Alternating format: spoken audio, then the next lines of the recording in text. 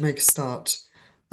Firstly, welcome everyone for joining us at this webinar as an update on the Planning and Infrastructure Bill. My name is Sally Haynes, I'm the CEO of CIEEM, and later on in the webinar I'll be introducing you to our expert panel. If you do have a question during the course of the webinar, please use the Q&A function, which will be somewhere on your screen.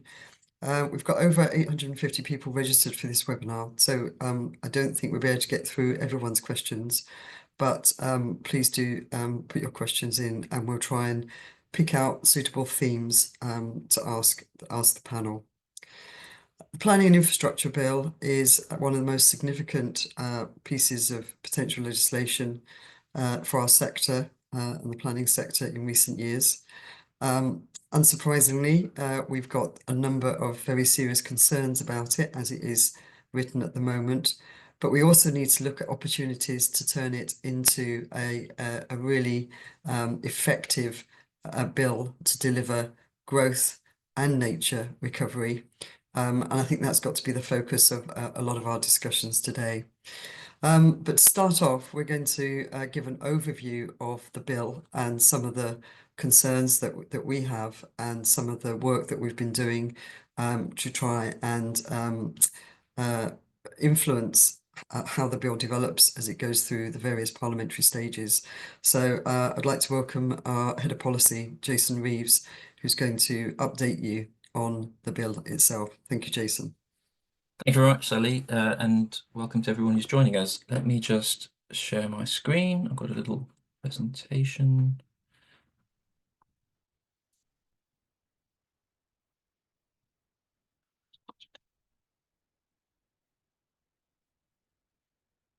Can you see that? Yeah, that's fine, Jason. Thank you. That's great. Okay. Right. So get rid of that. Yeah, so we're talking about the Planning and Infrastructure Bill, key updates, actions, and next steps. Apologies. So we all know why we're here. We're talking about the Planning and Infrastructure Bill. I'm just going to give a quick background to how we've come to this. So talk a little bit about the working paper and how we've got to this stage. I'll go through CIEEM's key concerns with the bill. I'll talk about what we've been doing in the background and also publicly.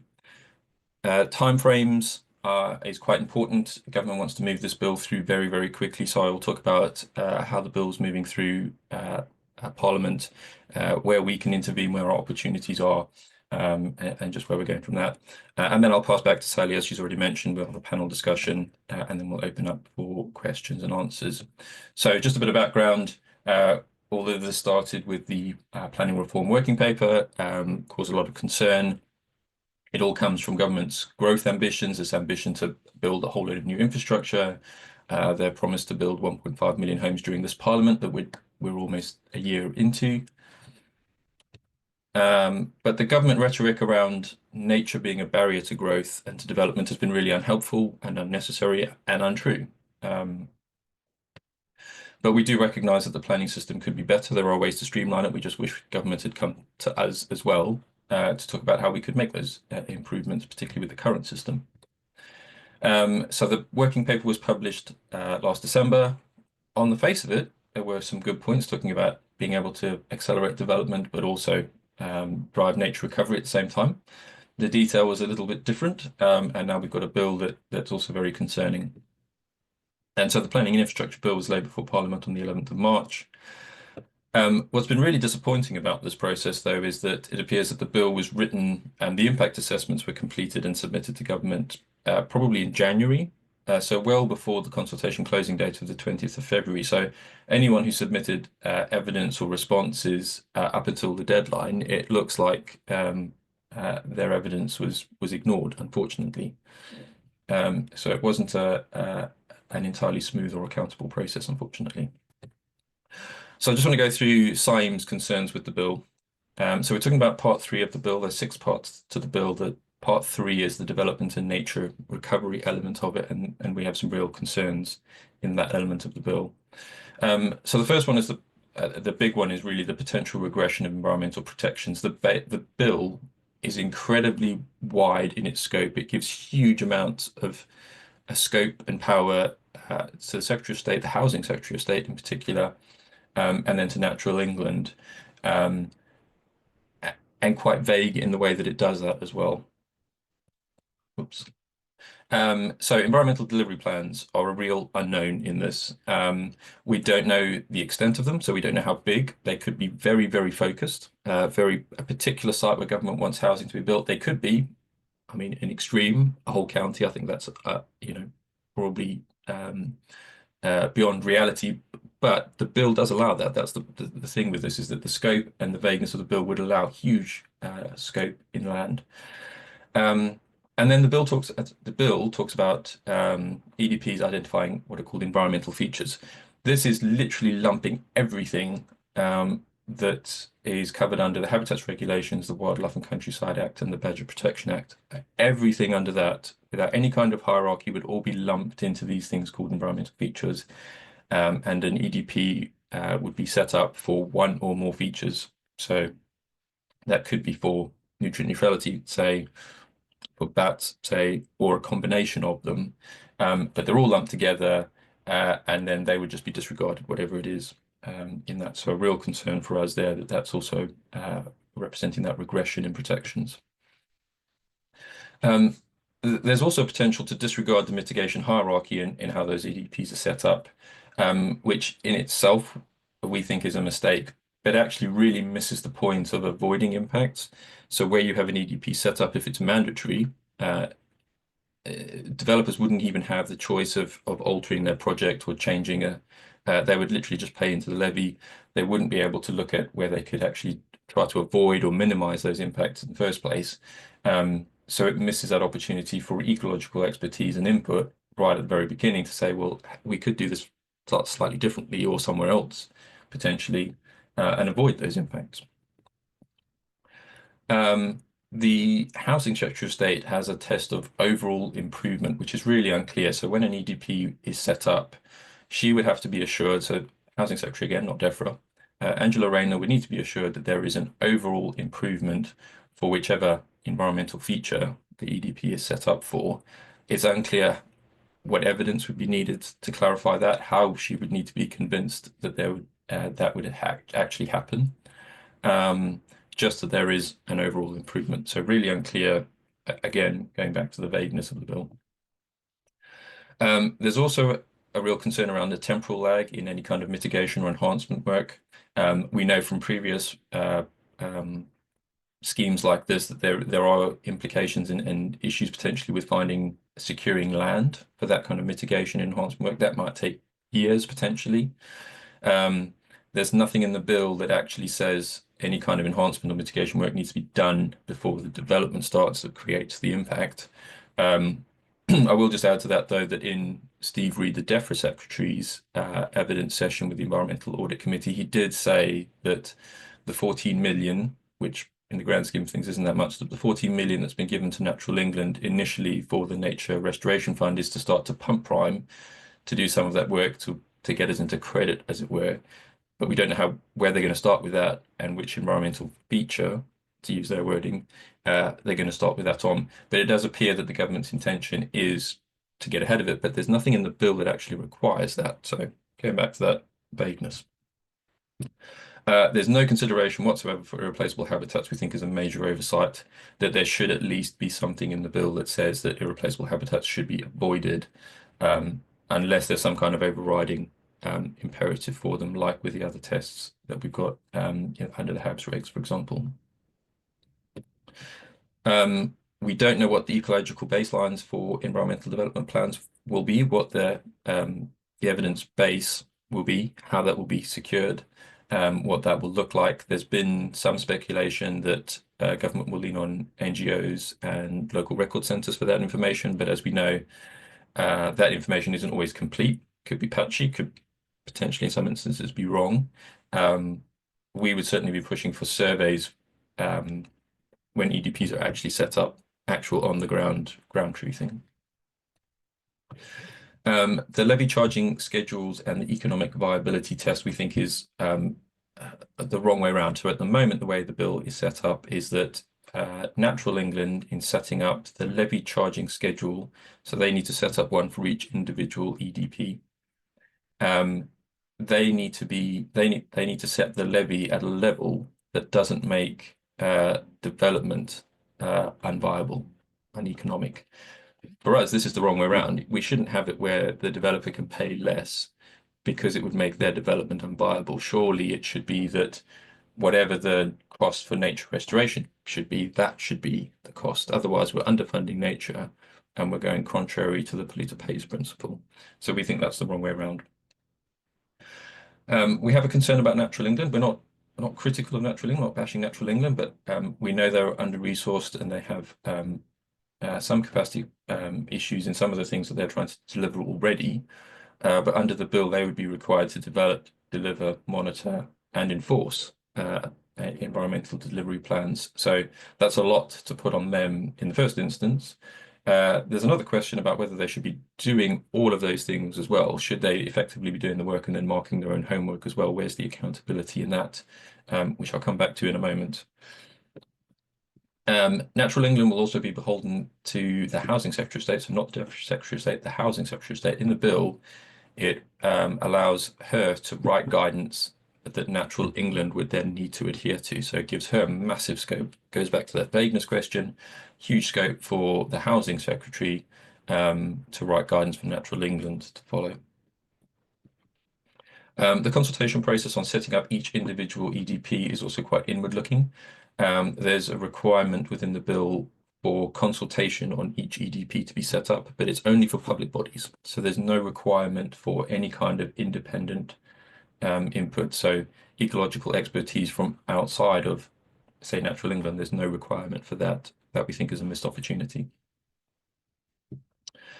Coming back to the accountability element of it, there's a lack of evidence and accountability. So in the bill, Natural England will need to report every 5 years to Parliament on each individual EDP. 5 years is a long time in terms of impacts, and then any potential restoration work. Things could potentially go very wrong in 5 years without anyone knowing. So that seems to be a long time. The other element of that is that EDPs will be set up for 10 years. That's in the bill. So it's a 10-year with a 5-year reporting process. But there's no clarification on what happens after that 10 years. Can the EDP be renewed? Do we go back to the current planning system? What happens to any kind of ecological work, restoration work that's been done in that time frame? Is funding limited to that 10 years? What happens after that? So more questions, more vagueness. And then kind of summing all of this up, this vagueness really does create uncertainty, which is certainly unhelpful for us as a sector, and certainly unhelpful for all of you listening in terms of your own security. So generally unhelpful. So talked about what CIEEM has been doing. So I'll talk quickly about the working paper and some of the things that we did with that, because some of that information is still available and you may want to go back and look at that. So we did a direct response, obviously. We submitted both a long and a short response. The online portal only allowed a very short answers to the questions, so we sent in a separate one with much more detail. We gave oral evidence to the Environmental Audit Committee. You'll hear from Ben in a minute. He very kindly represented CIEEM for that. You can actually go back and watch that if you wanted to as well. It's still available on the Environmental Audit Committee's website. We did a summary briefing paper on our thoughts as well. Just to follow that up, we did a webinar for members. We've contributed to joint responses both across the environmental sector and the professional body sector on this. We've also sort of tangentially written to the Prime Minister and the Chancellor on this messaging around nature and the value of nature, and how that rhetoric around nature being a barrier is really unhelpful, really unnecessary, and not true, and that we can actually work together for solutions for positive, like Sally said, we can have that economic prosperity and nature restoration. We don't need to pit them against each other. Through some of our members, we've offered site visits to show how the current system can actually work, and there are successes. We have, as far as I understand, had people go out on site to look at things, members of Parliament as well. We had planned to do a parliamentary roundtable on the working paper. timings unfortunately worked against us in that it happened to be on the same day as the second reading for the bill. So we postponed that. We are still looking for a date to come back to that though. So we do want to get parliamentarians round a table with the experts to talk about the real issues with the bill. And then on the bill itself, obviously we put out our direct comment and our direct response to the bill. That's on the website if you want to go and have a look at it under the resource hub. We've been supporting members to contact their own MPs. We've had quite a lot of response, so thank you to everyone who has done that, with feedback coming back from their MPs and how that has gone. I think we'll talk about that a bit with the panel as well. We've written directly to the OEP, particularly talking about our concerns with the potential for the bill to be a regression on environmental protections. And the OEP have responded to us to say they're actually taking a very keen interest in this, and they are looking at that, looking at the bill very closely.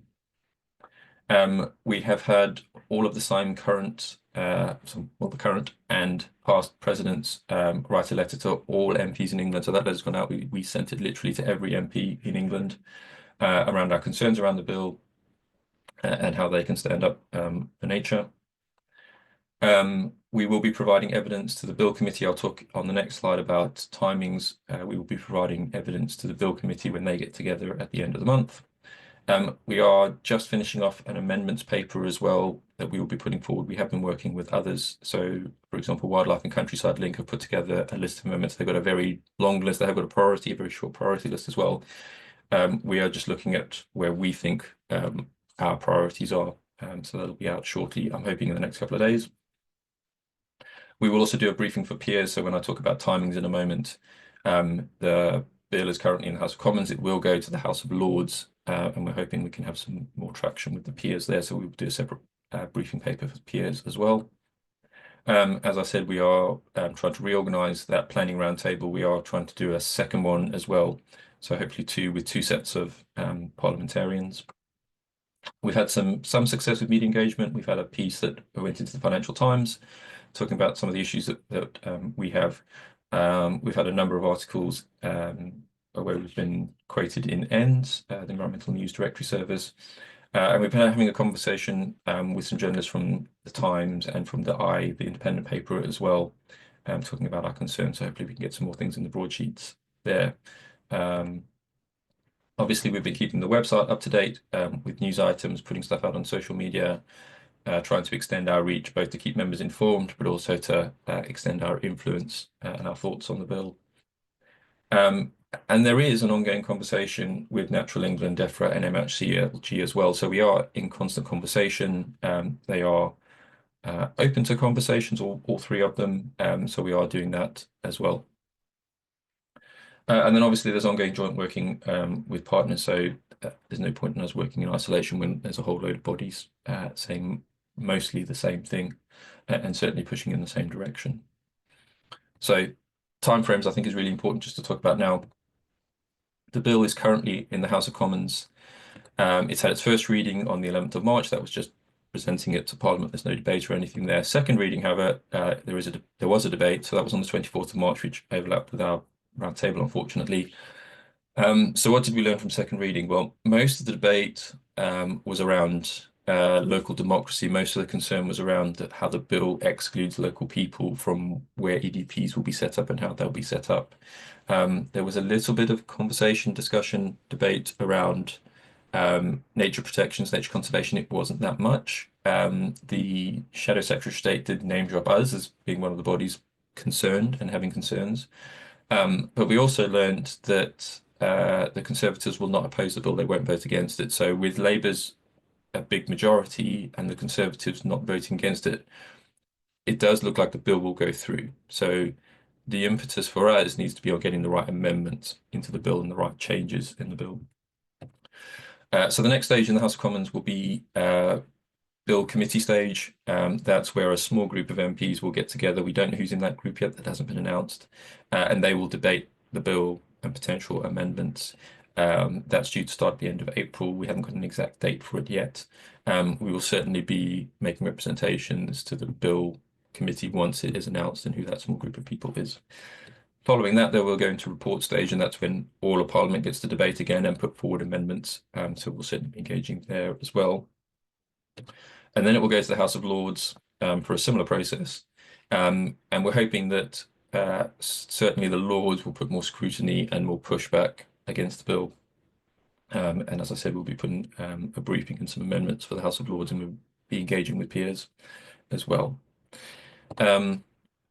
Government is trying to move this along very, very swiftly. They are hoping for royal assent by the summer, so to move it through all the parliamentary process very, very quickly.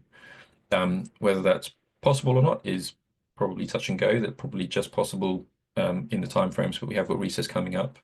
But that is government's ambition for this, is to move it very, very quickly. And then the big question really is how long after royal assent, after the bill becomes an act, will we actually get the implementation of the first EDPs? That's another question. How long will it take Natural England to formulate those first EDPs? That's a big question mark for us, though. That's been a real quick whiz through all of our concerns. Hopefully that was useful, and I will pass back to Sally now. Sorry, I've just put my contact details, so if you have any questions, please do feel free to contact me. That will go through to the three members of the policy team, and we'll be able to get back to you. And I will pass back to Sally. Thank you. Thank you very much, Jason. That's a really helpful overview, and I'd like to say a thank you to you and your rest of your policy team for all the work that you're putting into this. Clearly, the committee bill stage coming up at the end of this month, we anticipate, is going to be really key in terms of trying to start the process of making an argument for change, whatever that change may be, and then of course the Lords as well. So hence our part of our strategy being now targeting members in the Lords who have an interest in this and might be receptive to our thoughts. So we're going to move on now to our panel discussion, and I'd like to welcome our panel members, our panel of experts. I'm very grateful for giving us the time today. Just to briefly introduce you, if you'd like to put your videos on, and I'll briefly introduce you just in the order that on my screen. So firstly, I'd like to welcome Penny Simpson, a partner at Freeths, and a very well-known and well-regarded environmental law specialist. So thank you, Penny. And then Ben Kite. Ben is a director of Environment Planning and is it Research Limited, EPR Limited? Ecological Planning and Research. Yeah. Ecological Planning Research Limited. And he's also the chair of CIEEM Strategic Policy Panel. And some of you will have spotted him in one of the photos that Jason showed, giving evidence to the Environmental Audit Committee. We've also got Stephanie Ray, also a past chair of CIEEM Strategic Policy Panel, a past president of CIEEM, and managing director of Athene Consulting. And last but not least, Richard Crompton, also a CIEEM member and managing director of Ecology on Demand. So thank you all very much indeed. So I think to kick off then, it'd be useful to understand from your different perspectives, what are the most concerning parts of the bill? And Ben, I'm going to start with you if that's okay. Sure, thank you, Sally. For me, the concern really stems from an interaction between, or the way in which several different parts of the bill interact with each other. Jason touched on some of it earlier. So if I can give a contrast, which is where we're currently at with current legislation and that relates to European site protection, for example.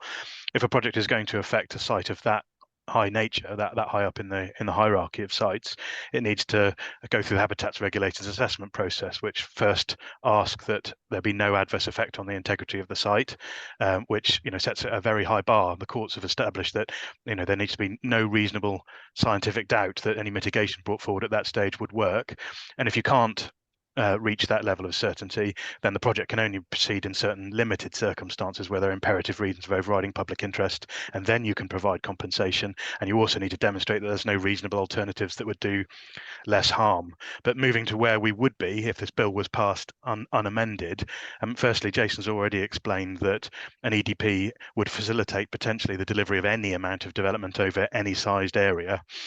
And it would lower those tests, that sort of the strictness of those tests that I've just described, so that actually the only hurdle to adopting an EDP once Natural England have written it would be the Secretary of State would need to be satisfied that there is an overall improvement in the environmental features affected, which is a very nebulous concept. It's not defined. There's no framework given for it. So I mean, the first thing to say about that is it sidesteps the need to try to mitigate and avoid harm first, potentially. It could allow Natural England to avoid the mitigation hierarchy completely and go straight into providing replacement features for ones that are going to be damaged. So there's that. There's also no need for the Secretary of State to be certain, at least as I read it. The Secretary of State only needs to conclude that it's likely that an overall improvement will be delivered. So it is regressing on those strict tests, and the improvement can be delivered elsewhere. And again, that's not really defined. So in theory, this would allow government to create an EDP that lost a part of a very important site like the New Forest or the River Itchen in exchange for a sort of theoretical future improvement, because there's no timescale placed on the improvements either, at some point in the future.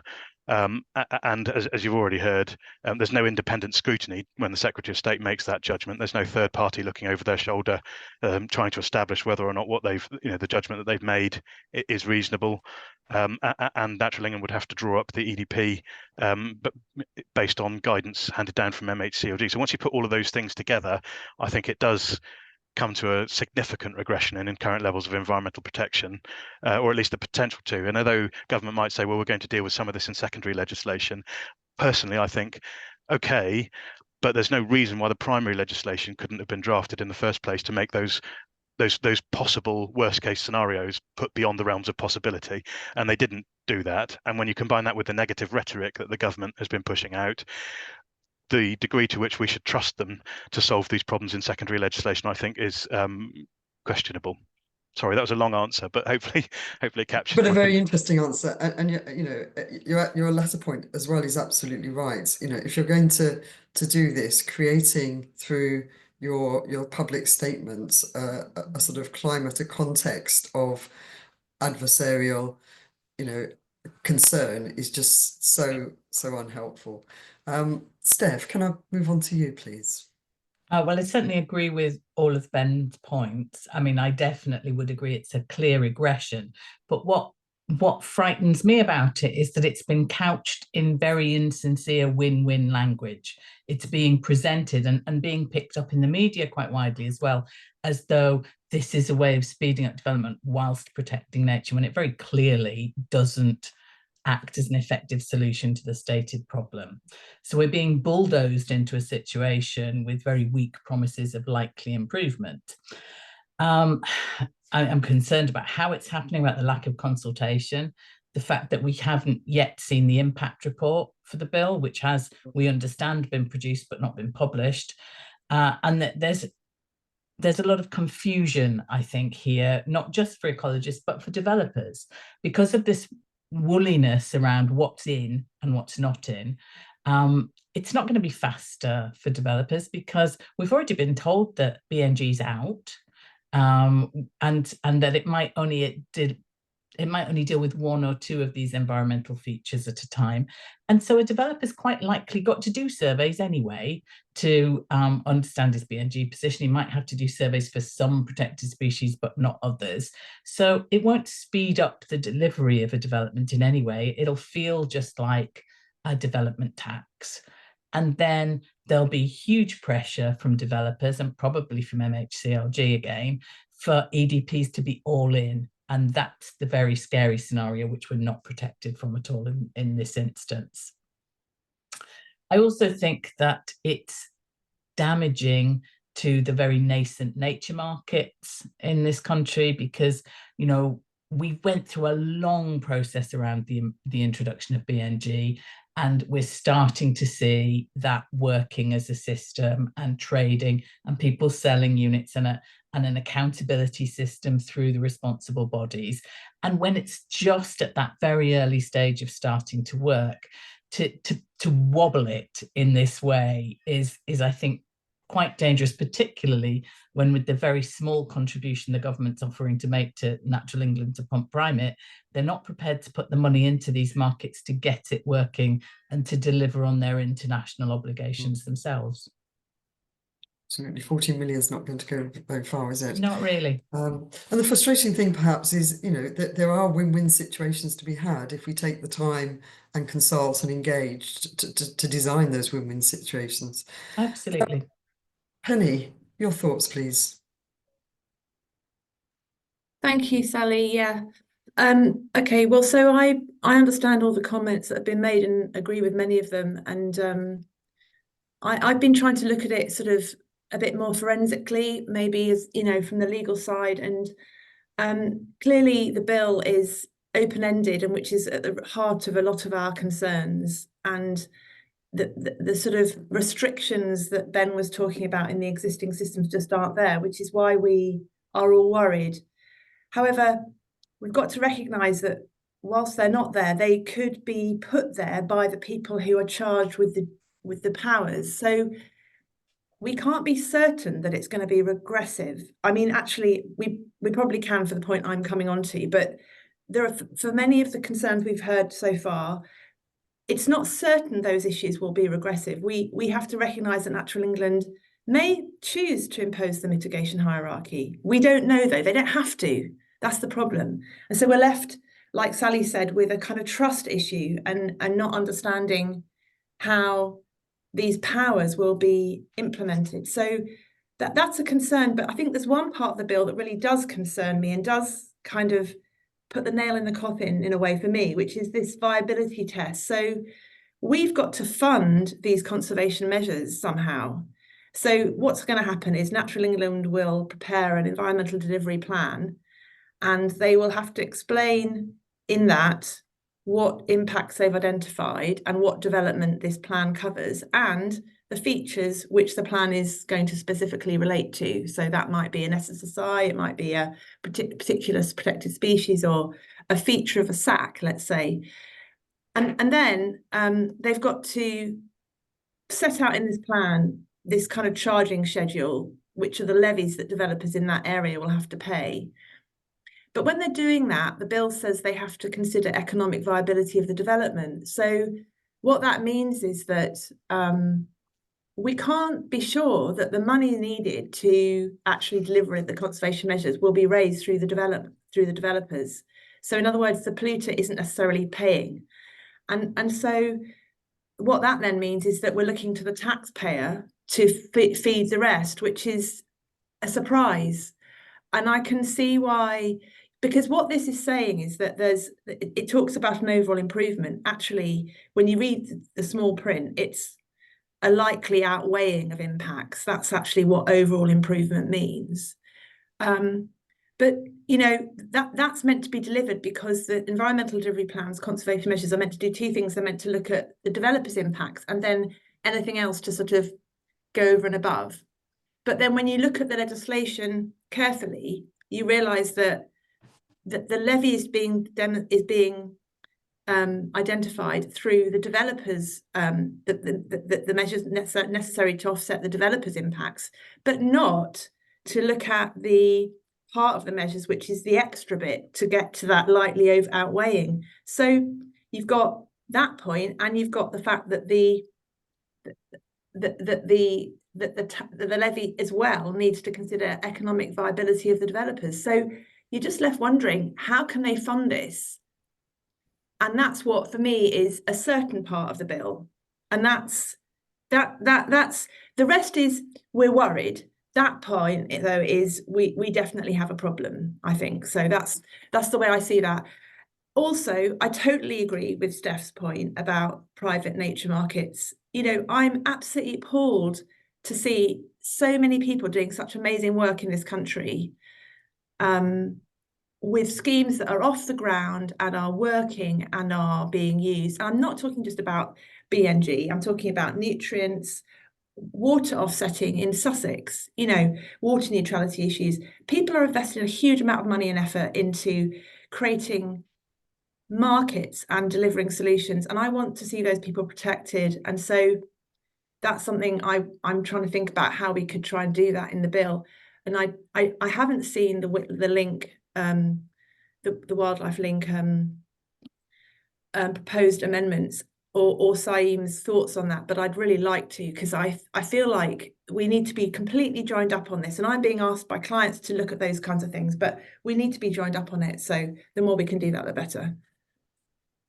Absolutely agree. I think we're only going to get, I think, one shot at amendments, and we need to make sure that we are all consistently saying the same thing, you know, as far as possible, that it's coming from many different directions. And the other point I'd make about BNG as well, it's still relatively early days, but we are starting to see ecology being brought into decision making much earlier in the process, the planning process, which is really beneficial in terms of avoiding ecological problems or building mitigation into the design at an early stage, which is, you know, is bound to be more effective, more efficient, and less costly for developers. And it's a great shame to think that we're going to, you know, I think there's a number of things that are happening at the moment that are really benefiting nature recovery and developers, but it's all potentially being not quite thrown out the window, but certainly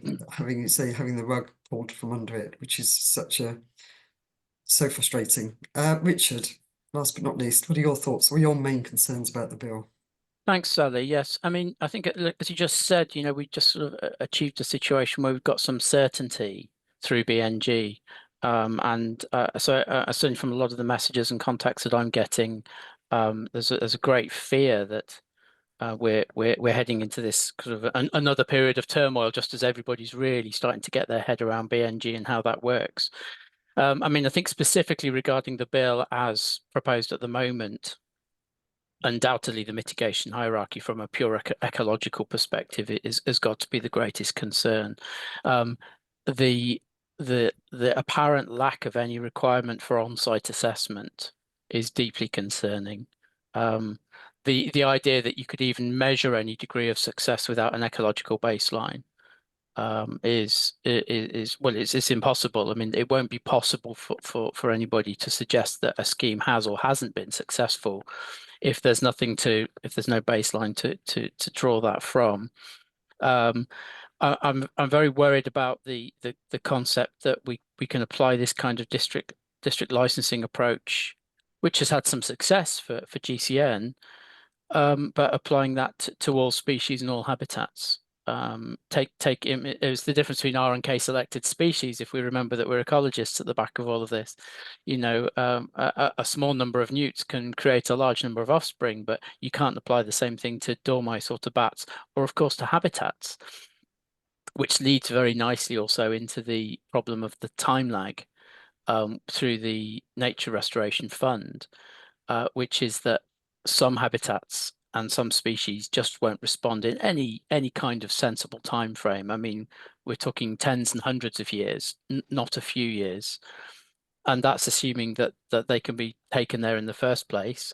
And then you've got the whole issues of, well, even if there was a translocation issue, if you haven't got that baseline, how are you going to undertake that? Is that going to happen? Or are we saying, as with district level licensing, actually we'll tolerate some level of harm, physical harm to some of these species, which exist at much lower levels, and clearly the challenge of not retaining irreplaceable habitats in situ, you know, is on the face of it all deeply concerning. And the thing is that it's just not clear. I mean, it may well be that Natural England will have the ability within the EDPs to withdraw sites from it, to somehow flag or identify some sites, some locations. I mean, even the scale at which EDPs is going to take place is far from clear. And I think really it's that lack of detail and the whole uncertainty that comes with that, which I think is most concerning. Because at the bottom end of the scale, it's disastrous.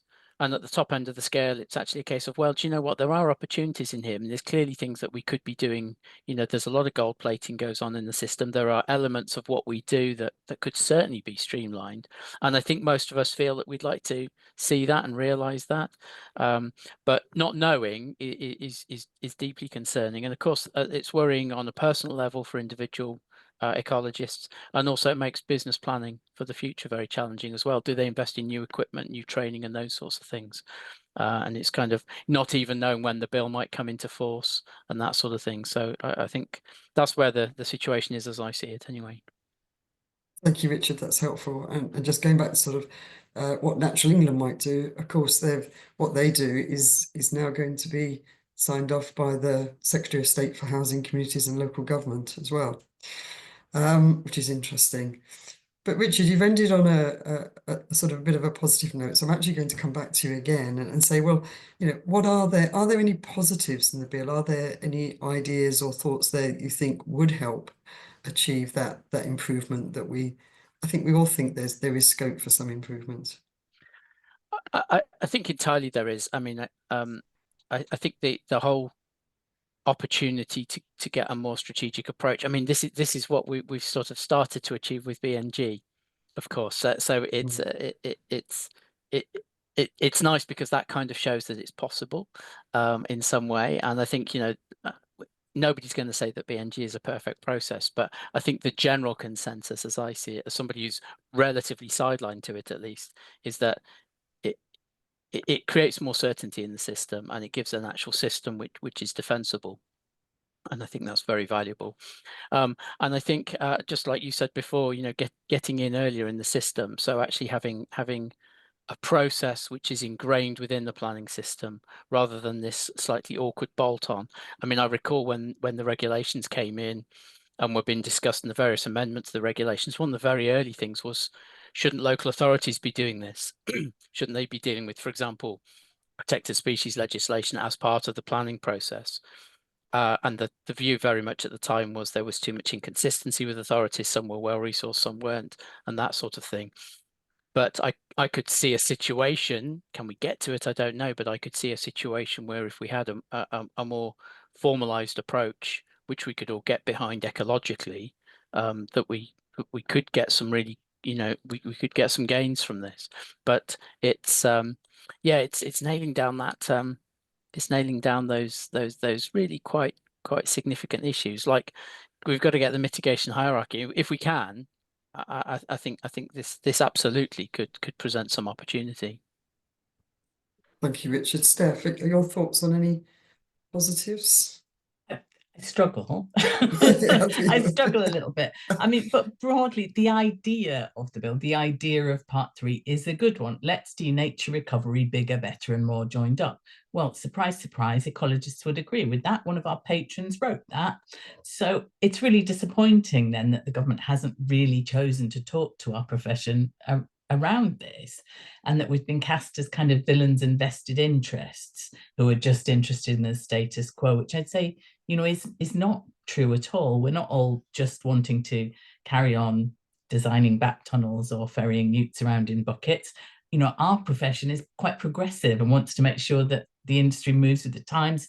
We're not stuck thinking that that's the only way we can do things. And to my certain knowledge, we've been talking for at least 15 years about the need to shift effort from the front end and survey work to the far end and nature restoration. And, you know, we're here trying to help with that.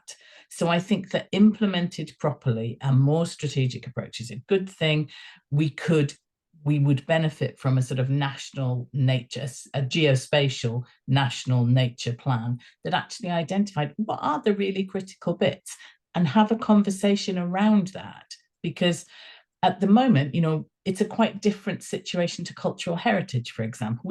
Nobody would ever consider knocking down St. Paul's Cathedral because it was convenient to do so and rebuilding it somewhere else, which you could, brick by brick. But they're quite happy to plough through an ancient woodland, for example. So we need to raise the conversation around what we mean by strategic and what those critical assets are. Thank you. Penny, your thoughts? Thanks. Yes. Okay. So I think when you read the bill, the legislators have been careful, careful and clever. Because I mean, as an example, when this bill first came out, a client of ours said, right, we want to find out what a QC or KC thinks about this. We went to one KC and he said, this bill's fine. I've been involved in this. I'm absolutely satisfied that it does the job. So I couldn't give you the opinion that you want. And I was like, okay, interesting. So somebody very well qualified is actually satisfied that this bill is not regressive. Okay. So I would say we then found another KC who was willing to give us an opinion. So, it's not everyone, but I'm just pointing that out. And so the key things I think that the government's done, which are a bit clever, are Ramsar sites. They are now on a statutory footing, okay? And that is across the board, across the conservation regulations. And what that means is that if you're, let's say, a water company, you don't need planning permission, which is what this bill's about, but maybe you need an abstraction license, as an example. You're still having to engage with the conservation regs because you're not doing development, because this bill's about development. Okay, you've got to do an HRA, and now you've got to consider Ramsar sites. Now, you'd say, well, we would have considered them anyway, but they are on a statutory footing, so legally that's stronger. So that's the kind of thing they've done to show that there's a positive. SSIs currently get their protection from a consultation process in the Wildlife and Countryside Act and policy in the NPPF. Okay, now they're part of the protected features. So if you have an environmental delivery plan and somebody opts to pay into that, or if it's made mandatory, which is a power, and that I must just stress that not all these environmental delivery plans will be mandatory. It is a power to make them mandatory, but I personally expect them not to be mandatory at the start. Some of them might be, but some might not be. Anyway, if they were mandatory, then that's a positive, potentially positive, compared with the existing system for SSIs.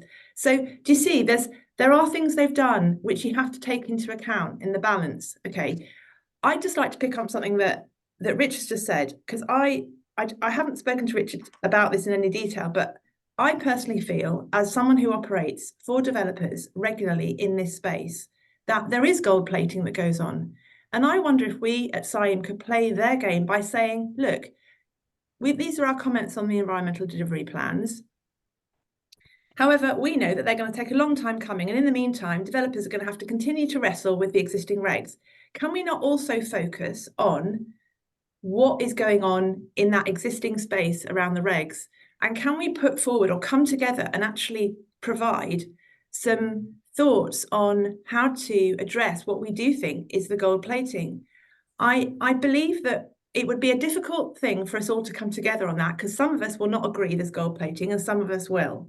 I get that. But if we could come to the government and say, right, there's actually things you could be doing here on the existing system to make things easier for everyone, they might be even less inclined to make these environmental delivery plans. I don't know. It's just an idea, but I certainly feel, and I know that other people, practitioners in the space who I've heard from, feel that the guidance needs to be clarified on a number of specifically HRA issues. And I think that there is real merit in us coming together over that if we can. Yeah, maybe it would have been, I don't disagree with you. I think it would have been perhaps nice if the government had come to us with that proposal and issue in the first place. But given that they haven't, and we are where we are. Haven't, yeah. Yeah. And then Ben, just anything to add? Just one sort of related point, I think Richard's already spoken about the need or the potential opportunity that there is in seeing environmental problems coming down the line and having a state-led intervention to get out and deal with those up front with a solution before they become an issue for development. But related to that, I think the one thing that the bill does that's useful is set out a mechanism for effectively collective bargaining or collective procurement of the mitigation measures necessary to deal with those problems, because we want to have high standards. I don't want to see the standards of protection watered down, but if we have those high standards, then they're going to result in, in certain circumstances, a fairly costly and onerous requirement for mitigation. And that where there has been delay to development, that's where it's been, is where with things like SANG and nutrient neutrality, smaller developers have really struggled to get hold of the mitigation that they need, because it needs to be done at scale and it's costly. It might involve land purchase, that sort of thing. So providing a mechanism for delivering that collectively that the developers can pay into, I think, is the part of the bill that I find to be a positive thing. What I don't agree with is the simultaneous watering down of environmental protections, because really the whole point of having a collective mitigation mechanism is that it makes it easier to get to those high standards, so you don't need to also bring those standards down. That to me, that defeats the benefit of the bill, in environmental terms at least. Thank you. I'm going to skip the next question I was going to ask. I'm going to stick with you, Ben, if I may. So on that point, what do you think are the most essential changes or amendments to the bill that might be palatable to the government? Well, I think, I mean, the most, whether or not it's palatable to the government is a I'm less certain of that. But I think one of the things that could be done to make the bill more fit for purpose is porting across the tests that currently sit in legislation like the habitats regulations and making them apply to the decision that the Secretary of State makes before agreeing to an environmental delivery plan. And you might say, well, that defeats the point of the bill, because that you're still having to jump over the same bar. But I think it's different. It's very importantly, there are very important distinctions and differences, because at the moment those hurdles are set in front of developers that have no help to jump over it. Under the situation where this bill does pass, the tests will have to be met by Natural England and the Secretary of State, and they have control over meeting those tests, because there's this mechanism for purchasing what's needed for mitigation in advance. So to me, if Angela Rayner is going to make the statement at the beginning of the bill that there's no regression in environmental standards, well, in which case you should be setting yourself the same test that developers would otherwise have to meet. That's meaningful, no regression in environmental standards. And no, I don't think that would frustrate the purpose of the bill, because of this mechanism for delivering mitigation. That makes it easier for that test to be met, in my view. It's interesting. I've just seen a question in the Q&A that says, should EDPs be subject to a habitat regs assessment? Yes, interesting approach. Steph, the same question to you. Are there amendments that you think might be... Yeah. Well, first of all, I would definitely agree with Ben's suggestion that the same hurdle needs to be cleared. And of course, it only needs to be cleared once for a whole EDP, rather than multiple times with individual developments. I think that's a sensible approach. What I would like to see happen initially is that we pause part 3 and get it onto a more sensible timetable for review, so we can actually say what it's going to do and what the impacts of that would be. Would it deliver the desired outcomes whilst actually benefiting nature and the government's already agreed environmental targets? So I think, first of all, if you want to do strategic, and we think strategic is a good idea, you need to do it big, and that means having a big budget. You need to actually put money into this scheme. You need to prime it with public money to avoid the temporal lag. The levy needs to be set high enough that the compensation can happen, or the whole scheme is worthless. If this clause is left in saying that Natural England has to take into account individual developers' profits, then the scheme is clearly worthless. And then we need to sort out how it's going to be delivered. So who designs the EDP, who reviews or approves that and says it's effective, who physically delivers it, who monitors and audits it, who enforces it, who proposes and approves adaptive management when things go wrong, who sets the levy, who audits the levy to make sure it's spent on nature recovery. And all of that is up in the air at the moment and could be changed through regulations or secondary legislation at the stroke of a ministerial pen, with even less consultation than we've seen on this. And I think we just need to get that system nailed down. And we have experience through BNG and responsible bodies. We have got an understanding of how we could make this work. So it's really concerning to leave it so up in the air as it is in the bill at the moment. Okay, thank you very much. Penny, what do you think is achievable in terms of amendments? You're on mute. in terms of achievable, I'm sorry, I just don't know enough about the political process. I was hearing yesterday that the people on the committee are not going to be receptive to amendments, but I don't know. I have thoughts about amendments. I'd like to see the link ones to, you know, to one thing I'd really like to see is something that creates to help the private market. So I'd like something that says that the environmental delivery plan should not be made unless the Secretary of State is satisfied that there is not existing schemes in place which deliver the required mitigation and compensation under the existing regime before you make the environmental delivery plan. So in other words, to preserve some of the good work that's going on. But, you know, I haven't written any amendments yet. I haven't seen anyone's amendments, so I feel like I'm not answering this question as well as others might be able to. That's fine. Richard, do you have anything to add? Yes, I mean, just very briefly, obviously part 3 is where the concern is, and I totally echo what my colleagues say, excuse me, about needing to really deep dive that. We've got to get favourable conservation status ingrained in there. I think we've got these very strong principles: the mitigation hierarchy, favourable conservation status, polluter pays, and I think we know those work. Perhaps they could be delivered in a better way, and I think for me that's we can't turn our back on these principles that are so ingrained, so robust.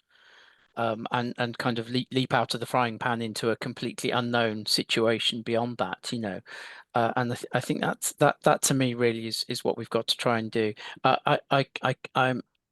I'm beyond frustrated at this rhetoric about it's going to be better, it's going to be a win for development and for the environment, and the thing is that it's got to be a measure in there to enable that to be possible, and those principles all enable that for the different factors that are involved, you know, whether it be species, whether it be the water environment, or whatever it happens to be. So I think that's really for me, that's where we need to put our efforts. Thank you. Yeah, some I think wise words. We've been encouraging in CIEEM our members to get involved, to engage with their MPs. Ben, as chair of our strategic policy panel, we've obviously been in the thick of the work that we as CIEEM have been doing, but what advice would you give to our members in terms of how they can most effectively engage? Well, I think, you know, the first stage is to not approach it in a cynical way. There are a lot of good parliamentarians that generally do mean well, and actually, one thing I've found speaking to parliamentarians is that a lot of them don't really appreciate the hidden dangers that are in this bill. They've sort of maybe looked at the briefing notes and the explanatory notes that accompanied the bill when it was released and believe them at face value without having really looked beyond that. So I think the first thing to do is not assume that your MP you know, has any particular agenda, and approach them genuinely and say, I'm concerned about this.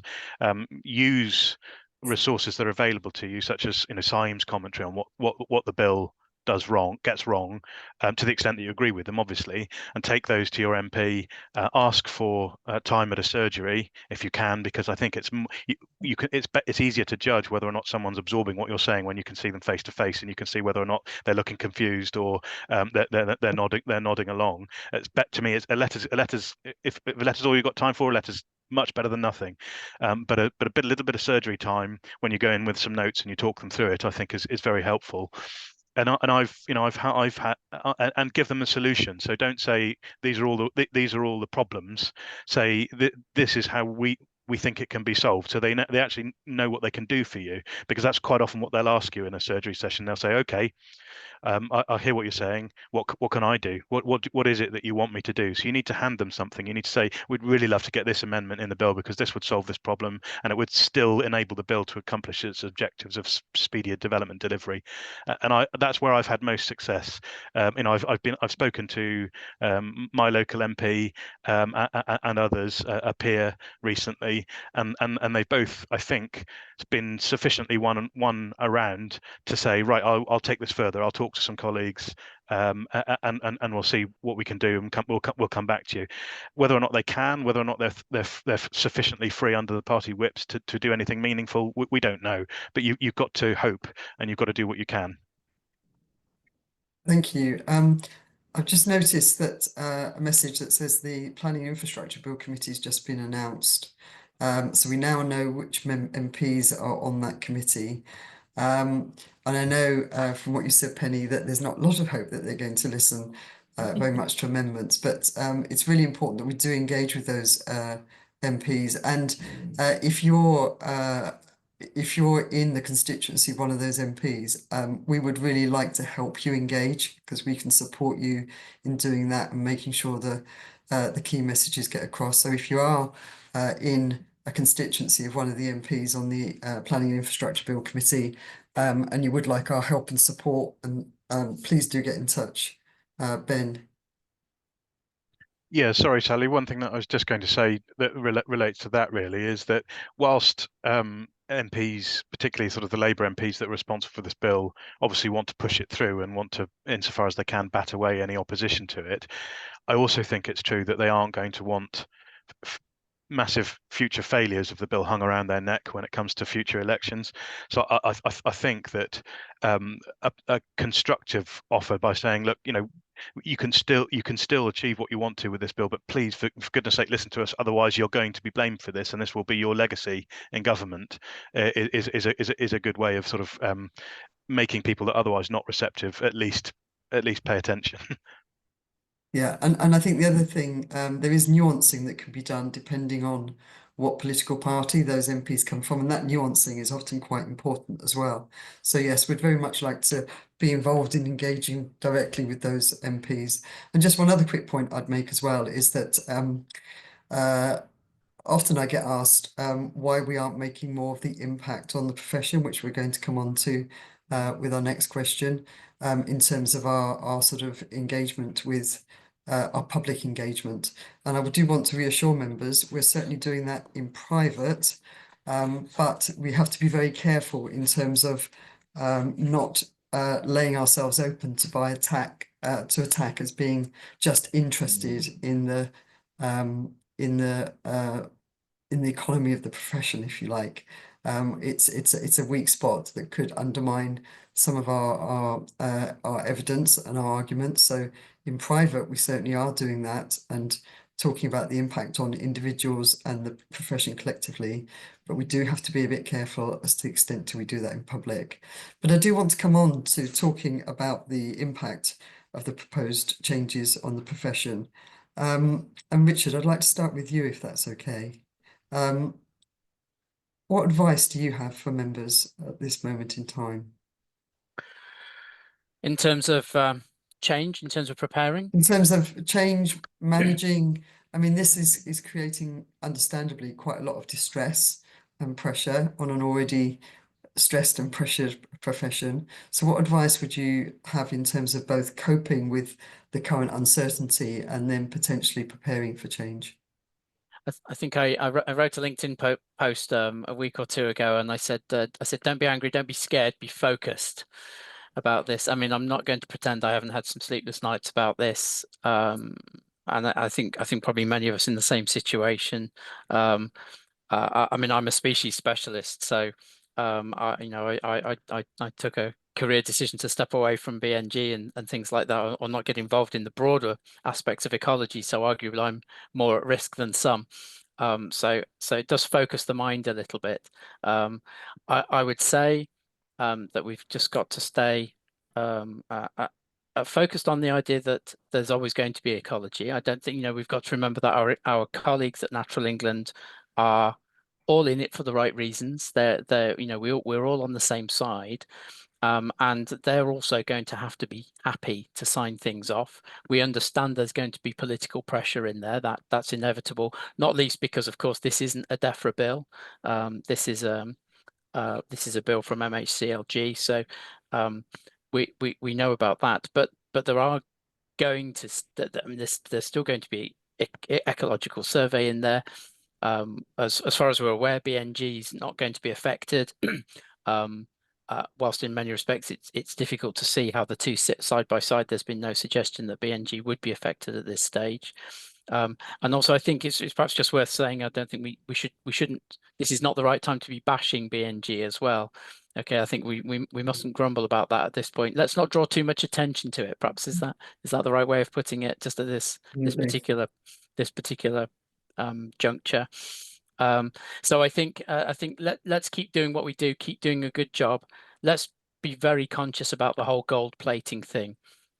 We've seen the PR implication of the infamous bat tunnel, and there's clearly an awful lot of politics in that. It's about so much more than just bats. And its implication on HS2. But I think we've got to be very cautious about creating more ammunition against species, I think, and the ecological process. So be mindful of not gold plating, not slowing things down. I think we need to, as colleagues between the regulatory and the consultancy sector, be much more open to have conversations about remembering that we're enablers. In this process, we're not there to be a block. I mean, there are times when we need to block, but they should be very calculated and very carefully thought through. But we're primarily enablers, and I think it's very easy. And I say this from personal experience, when you receive feedback or a question or even a criticism from one of the statutory agencies, for example, Natural England, it's very easy to take it personally. But usually it's just a communication issue. It's just because you've not, in your mind it's very clear, but you've not explained it very clearly. So I think we just need to be more willing and able to have open conversations about getting the best overall outcome, which means for the developer client and for the species and habitats concerned. So I think that's what I'd say. And don't stress out. And if things start to bother you, don't forget that CIEEM also has got the member assistance program and things like that, and talk about it. I'm getting a lot of messages and emails and things like that, and I know many of us are, and so don't bottle up the concerns. That there's an awful lot of scope for things to be different. It's easy to sort of focus on the worst case scenario, but I think we've got to remain optimistic and very focused. Thank you. That's some really sound advice, and thank you also for reminding everyone about the member assistance programme, which would certainly signpost people to. Has anybody else got anything else to add in terms of advice to members at this stage? Ben? Yeah, just a couple of things, I suppose. I think it's helpful to draw a distinction between the absolute worst case scenario in terms of how the powers under the bill could be implemented, EDPs that cover an entire nation and all environmental features and sort of write ecologists out of involvement at all. We've got to distinguish between that possible worst case scenario, but work on making sure that isn't a possibility, but then look at what's likely, how are these EDPs actually likely to be implemented in practice. And I think certainly when you look at the capacity of Natural England and the funding, and the other complexities that are going to be involved, it's likely that EDPs, I think, are going to be used in a much more surgical and targeted fashion. Dealing with particular issues that are blocking development, nutrient neutrality in a river catchment, or recreational pressure around a heathland, or something like that. So actually, I mean, assuming I'm right, that's not going to have major implications for the number of us that have work in the future, and actually informing some of these EDPs will need ecological evidence. So we're where we might be losing clients in a particular area, we'll hopefully be gaining them in terms of Natural England will have to, if they want to do a good job, commission people to gain evidence that will inform those EDPs and make sure that they work, and then monitor them. So I think I'm sort of counselling against despair, really, in that we've got to do what we can to make sure that the worst possibilities of the bill are prevented, but we mustn't assume that that's where it's going to go.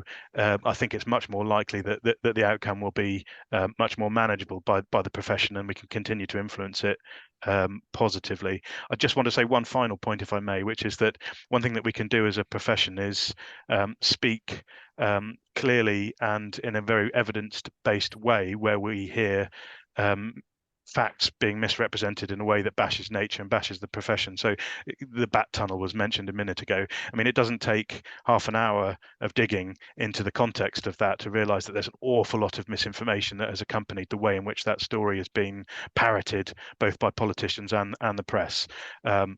If you really look into that, you realise it had very little to do with ecology, the decisions that were made that led to that expense.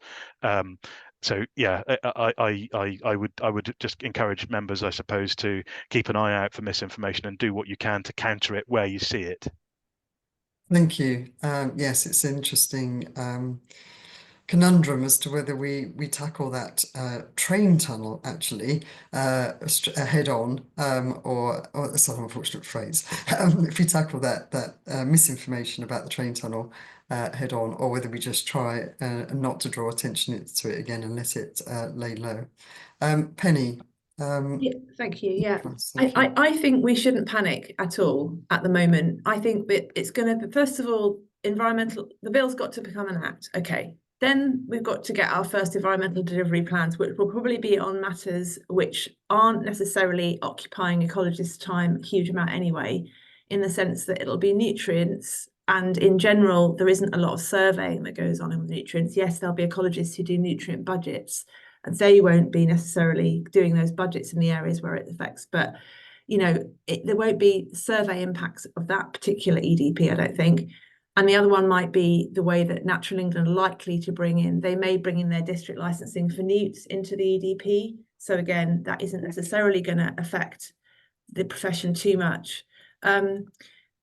What happens next is going to be interesting, and that will be where perhaps impacts will be felt. But I think that's going to be quite a long time away, probably 2 years at least.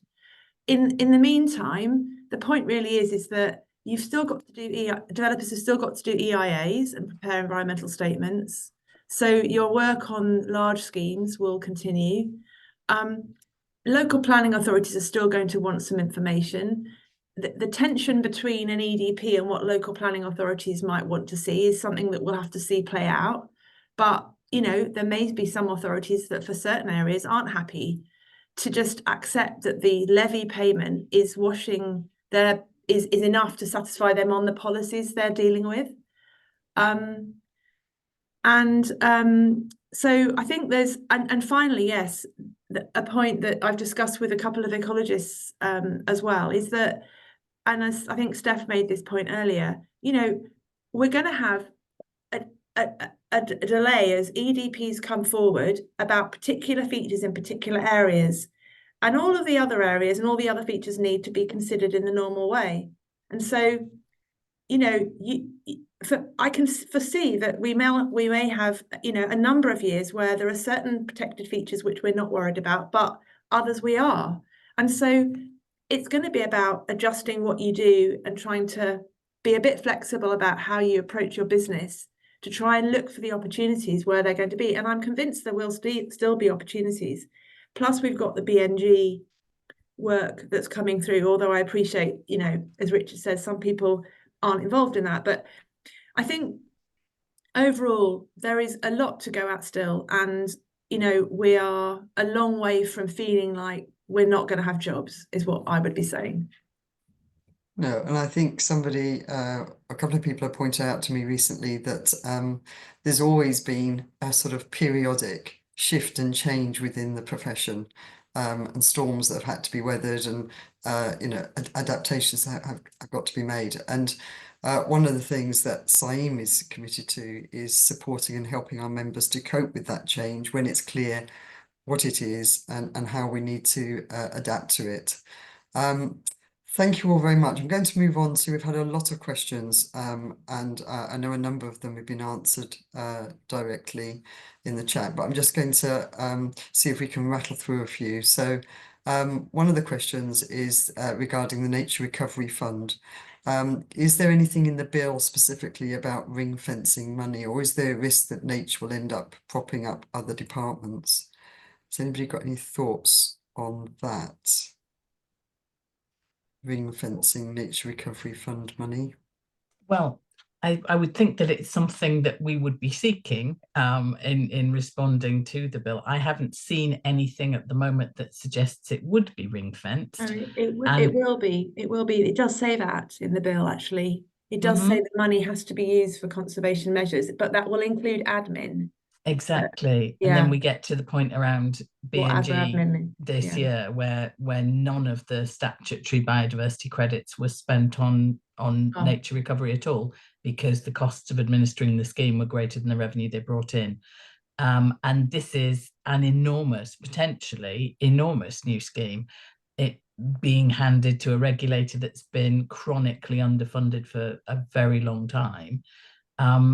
They simply, couldn't take it on at the moment without investment. So we don't know yet what this scheme will cost to administer. Okay, so actual money for doing stuff on the ground is very uncertain. Another question is that according to Wild Justice, the bill has a clause in it which will prevent there being an opportunity to challenge legislation via judicial reviews. And nobody's really speaking out about this. What's your view on that? Is that how you're reading the bill? And do you have a view on it? My recollection is that it doesn't prevent there being a judicial review, but it limits the period that a judicial review can be launched to a certain amount of time after the EDP is adopted. I mean, Penny's probably got the details, I suspect, immediately to hand, but I think my notes were that period is not long enough, because people need to, because there's no effective consultation with the public or external bodies in advance of the bill being made, in advance of an EDP being made. Your only chance really to properly understand it is when it's published and made available. So there's not enough time for people to understand whether there's a good reason to challenge it in the courts. So I think the period where judicial review can be launched needs to be wider than it is. But I don't think I didn't spot anything. I didn't spot anything in the bill that prevents a legal challenge. I think that I don't know whether so I'm not sure if this question is about judicial review of the Act when it comes out, or whether it's about judicial review of the plans. But in terms of the Act, it's very difficult to judicially review an Act, because an Act is something that Parliament has enacted, and therefore the courts don't intervene. It's a separation of powers point. So it's only very, very limited circumstances, like a human rights issue, where there might be an ability to challenge the Act. You can challenge secondary legislation in a much easier way, because it hasn't been through that robust parliamentary process. So there is an opportunity to challenge secondary legislation, which will be the detail and the meat on the bones of this framework when we get it. In terms of the environmental delivery plans, like Ben said, there are, it is possible to challenge it, but as he said, there are restrictions, and that's clear in the bill. So people would have to move very quickly, and they have limited it. Yes. Okay, thank you. The next question is about case law. Sorry, Penny, this one might be coming your way as well. So how does the proposed bill work with regard to case law, where environmental and ecological information is required to inform planning decisions? Will it completely remove case law? Okay, so it will remove the case law relating to the regimes that are disapplied. So I think in that question, somebody mentioned EIA in the Cornwall case. So EIA will remain, and the Cornwall case is an EIA case. So that case law will remain. Okay. I think the Cornwall case is often cited wrongly. People don't necessarily appreciate it. It is only a case that relates to EIA cases. So anyway, that EIA case law will all remain unless and until the government make changes to the EIA rules through the LURA, Levelling Up and Regeneration Act, which is something they're empowered to do in the future. Okay, so that's EIA. In terms of HRA and any case law to do with European protected species, if you pay the levy, if the environmental delivery plan is made, this will effectively remove the requirements that come from European law. And so what that means is any case law that we had pertaining to those regimes will fall away. However, if no environmental delivery plan is made, and so we're back in the old system, the case law will remain relevant. The pre-Brexit case law will remain relevant. So that's how it will work. I hope that's clear.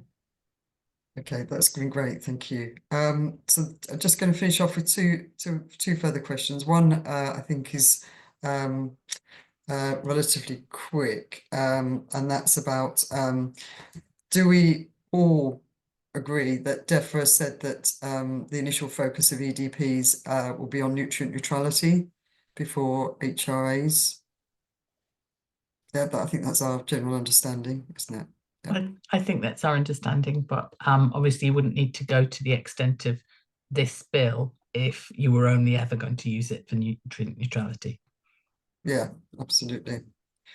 And then sorry, Sally, I sorry, suppose it's worth mentioning that I think that it is a logical place to start, because you don't want, if your intended outcome is a better environmental one and better environmental outcome, you need enough evidence and information to inform an environmental delivery plan.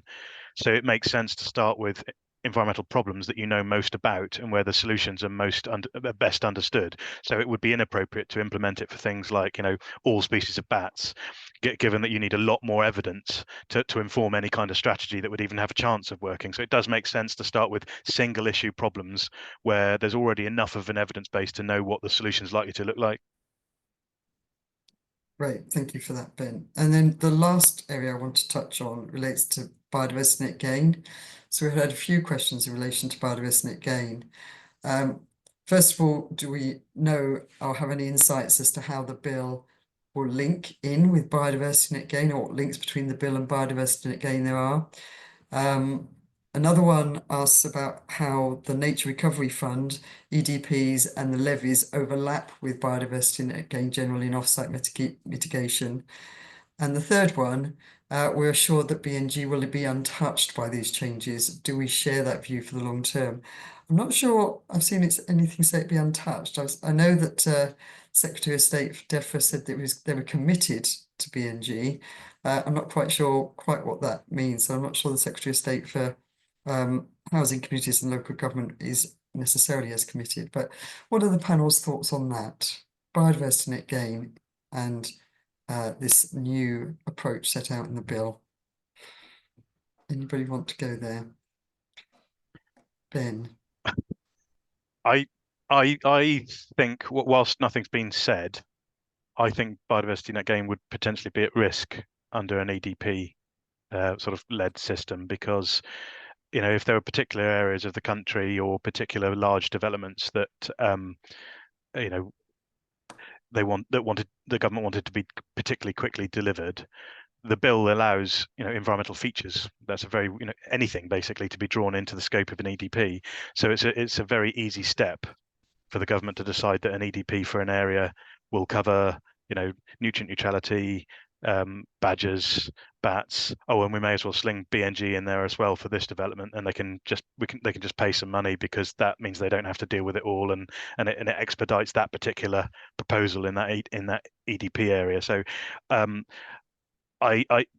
not sure there's any intention to draw BNG into it, but I am worried that it will be too tempting for them not to draw it in, at least in certain areas. And I think that would be quite damaging and undermining of the progress that we've all made in trying to get habitat, all the private providers that Penny's been talking about, the habitat banking companies, landowners bringing their land forward and investing in it. I think that'd be quite damaging for them, because it would only have to happen once in one area for landowners all over the country to be thinking, well, me putting my land in a habitat bank all of a sudden as a big risk. There's a big question mark on it now that this might happen to me, and my investment might be wasted. So I do think we need to push back quite forcefully and strongly against that possibility. Thank you.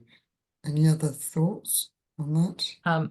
I would agree with Ben saying that there's a risk there, but that the current rhetoric is definitely positive about the survival of BNG through this process, and the fact that the government specifically referenced BNG and its success in delivering our sort of global aspirations about nature recovery in the Strategic Biodiversity Action Plan that came out a couple of weeks ago, I think is a positive sign that we can hang on to. Okay. Anybody else got any thoughts on BNG? I would say that I think, as we said earlier, we know there are problems with implementation, that wrinkles that are having to be ironed out with a big fat heavy iron, hopefully. But I think it is important that we are positive about the approach, and that we work constructively with other stakeholders to make it a success, because it's much harder to get rid of something that looks as though it's working and feedback is that it's working than it is to get rid of something that everybody's saying is a problem. So I think we need to bear that in mind. Okay. I think then we probably are running out of time. There have been a lot of questions. And I know that some people have been flagging up the CORI review, which has just been published. We haven't had full time to digest that yet, and I'm sure we'll be publishing something on that relatively soon. I want to take the opportunity to thank the panel, Penny, Steph, Ben and Richard, for your time, your preparation and your insights today. It's been really helpful. And also Jason for your presentation earlier. And I want to thank all of you that are listening as well. I know that you're concerned. I know that you're concerned about your jobs, your livelihoods. I know you're concerned about nature and our work to take forward nature recovery. But I do think that there is opportunity here as well if we can make our voice heard. And I just want to reassure you that CIEEM, both individually but also collectively with other organisations, we are putting a lot of effort into making your voices heard so that we can influence this bill, this legislation for the better. I'm sure we'll be doing further updates as the process continues, the parliamentary process continues. I would urge you again to engage with your MP. I would urge you again also, if you're in the constituency of a member that's on the planning the bill committee, to get in touch with us so we can work out how we can best support you. And we'll also be producing perhaps a briefing on the sort of amendments, the key amendments that we would like to see. It's still a bit of work in progress, I think. I know that Link have published theirs, which we've contributed to, but I think it's still a bit of work in process, and will be refined over the next few weeks. But I know Jason and his team will be producing a briefing in terms of the key areas of concern and the key changes that we might want to see take place. So thank you all very much again, and I hope you have a good rest of the day. Thank you. Bye-bye.